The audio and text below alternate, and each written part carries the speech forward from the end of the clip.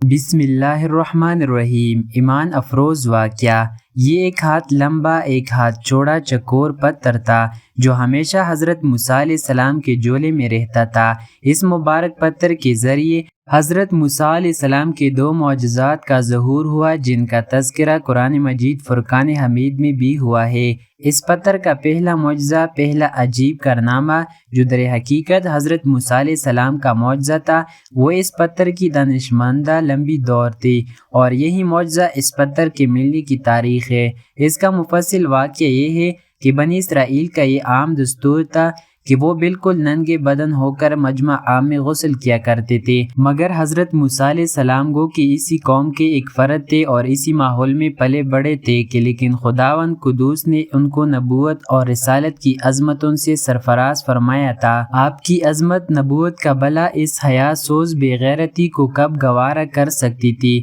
آپ بنی اسرائیل کی اس بے حیائی سے سخت نالاں اور انتہائی بیزار تھے، اس لیے آپ ہمیشہ یا تو تنہائی میں یا تہمت پہن کر غسل فرمایا کرتے تھے۔ بنی اسرائیل نے جب یہ دیکھا کہ آپ کبھی بھی ننگے ہو کر غسل نہیں فرماتے تو ظالموں نے آپ پر بہتان لگا دیا کہ آپ کے بدن کے اندرونی حصے میں یا تو برس کا سفید داغ یا کوئی ایسا عیب ضرور ہے کہ جس کو چھپانے کے لیے یہ کبھی برہنہ نہیں ہوتے، اور ظالموں نے اس تہمت کا اس قدر اعلان و چرچا کر دیا کہ ہر کوچہ اور بازار میں اس کا پروپیگنڈا پھیل گیا۔ اس مکروہ تہمت کی سوزش کا حضرت موسیٰ علیہ السلام کی قلب و نازک پر بہت بڑا صدمہ اور رنج گزرا، اور آپ بڑی کوفت اور اذیت میں پڑ گئے، تو خداوند قدوس اپنے مقدوس کلیم کے رنج و غم کو بلا کب گوارا فرماتے، اور اپنے ایک برگزیدہ رسول پر ایک عیب کی تہمت والا خالق عالم کو کب اور کیوں کر اور کس طرح پسند ہو سکتی تھی، اور ہم الرحم الرحیمین نے آپ کی برات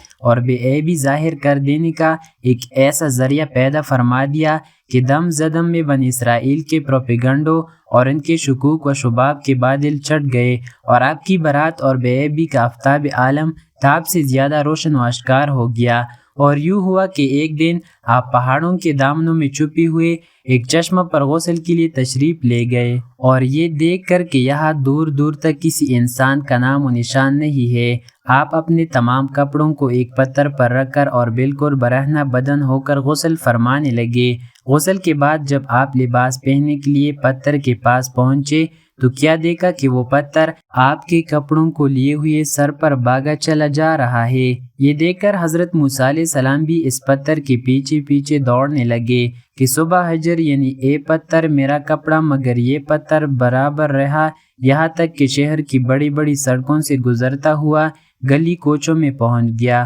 اور آپ بھی برہنہ بدن ہونے کی حالت میں برابر پتھر کو دوڑاتے چلے گئے۔ اسی طرح بنی اسرائیل کے ہر چھوٹے بڑے نے اپنی آنکھوں سے دیکھ لیا کہ سر سے پاؤں تک آپ کے مقدس بدن میں کہیں بھی کوئی عیب نہیں ہے، بلکہ آپ کے جسم میں اقدس کا ہر حصہ حسن و جمال میں اس قدر نقطہ کمال کو پہنچا ہوا ہے کہ عام انسانوں میں اس کی مثال تقریباً محال ہے۔ چنانچہ بنی اسرائیل کی ہر فرد کی زبان پہ یہی جملہ تھا کہ خدا کی قسم موسیٰ بالکل بے عیب ہے۔ جب یہ پتھر پوری طرح حضرت موسیٰ علیہ السلام کی برات کا اعلان کر چکا تو خود بخود گہر گیا۔ آپ نے جلدی سے اپنا لباس پہن لیا اور اس پتھر کو اٹھا کر اپنے جولے میں رکھ لیا۔ اس کے بعد 22ویں پارے کی سورہ احزاب میں اس طرح فرمایا کہ اے ایمان والو، ان جیسے نہ ہونا جنہوں نے موسیٰ علیہ السلام کو ستایا تو اللہ نے اس سے ہی بری فرما دیا اس بات سے جو انہوں نے کہی،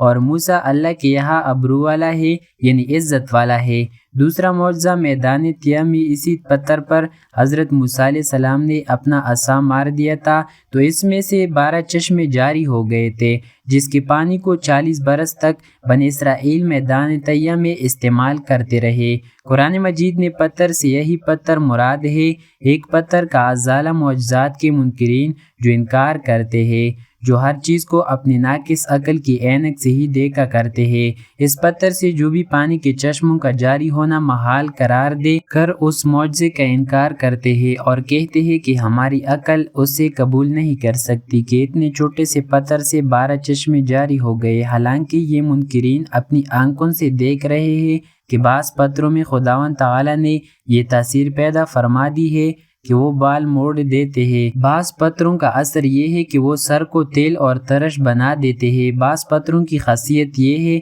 کہ وہ لوہے کو دور سے کھینچ لیتے ہیں۔ بعض پتھروں سے موذی جانور بھاگ جاتے ہیں۔ بعض پتھروں سے جانوروں کا زہر اتر جاتا ہے۔ بعض پتھر دل کی دھڑکن کے لیے تریاک ہے، یعنی کہ دل کی دھڑکن کے لیے فائدہ ہے۔ بعض پتھروں کو نہ آگ جلا سکتی ہے نہ گرم کر سکتی ہے۔ بعض پتھروں سے آگ نکل پڑتی ہے، بعض پتھروں سے آتش فشاں پڑتا ہے۔ تو خود جب خداوند قدوس نے پتھر میں کئی قسم کے اثرات پیدا فرما دیے ہیں، تو پھر اس میں کون سی خلاف عقل اور محال بات ہے کہ حضرت موسیٰ علیہ السلام کے اس پتھر میں اللہ تعالیٰ نے یہ اثر بخش دیا اور اس میں ایک خاصیت عطا فرما دی گئی، وہ زمین کے اندر سے پانی جذب کر کے چشموں کی شکل میں باہر نکلتا رہے، یا اس پتھر میں یہ تاثیر ہو کہ جو ہوا اس پتھر سے ٹکراتی ہو وہ پانی بن کر مسلسل بہتی رہے۔ یہ خداوند قادر و قدیر کی قدرت سے ہرگز کوئی بعید ہے، نہ محال نہ خلاف عقل، لہٰذا اس معجزے پر ایمان لانا ضروریات دین میں سے ہے اور اس کا انکار کفر ہے۔